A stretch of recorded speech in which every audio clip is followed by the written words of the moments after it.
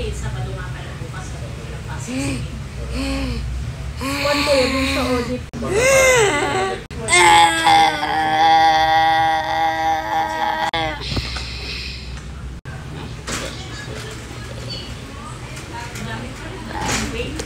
Approximate na.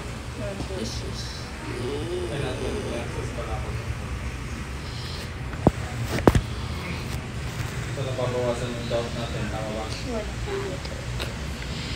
Kaya ko na important naman. Pero kwan po yun. Ha? Ato din naman ko kanya natatay.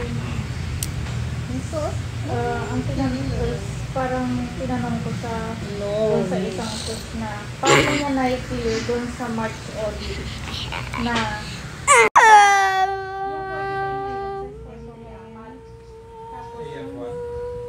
Kaya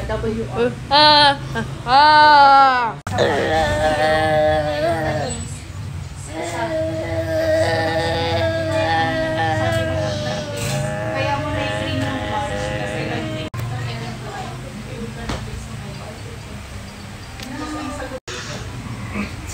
parang yung March ko yung 43 apat kapalas niya.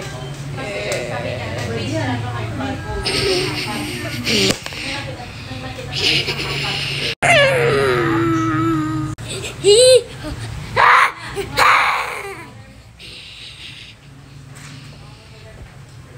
Saan nanggaling yung stock na 43 na March? Bakit ang apat? Kasi ngayon yung tatlo. Ibig sabihin sa barcode na kaya? Ang pangalisa mo? Naman?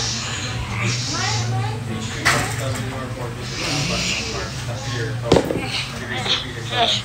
Nabalance yun.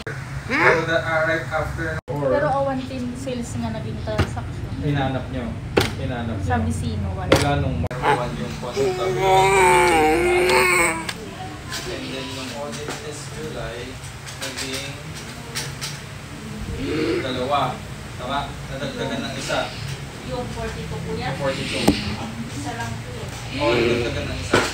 Hindi, zero talaga siya ng March. Yeah, may one naman.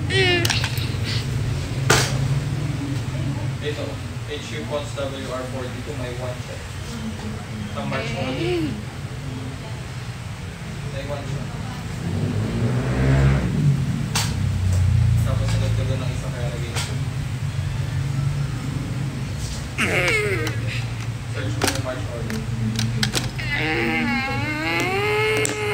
Kay Wen kuya. Kasi yun yung tanong ko para tapos. Bakit nadagdagan? Saan galing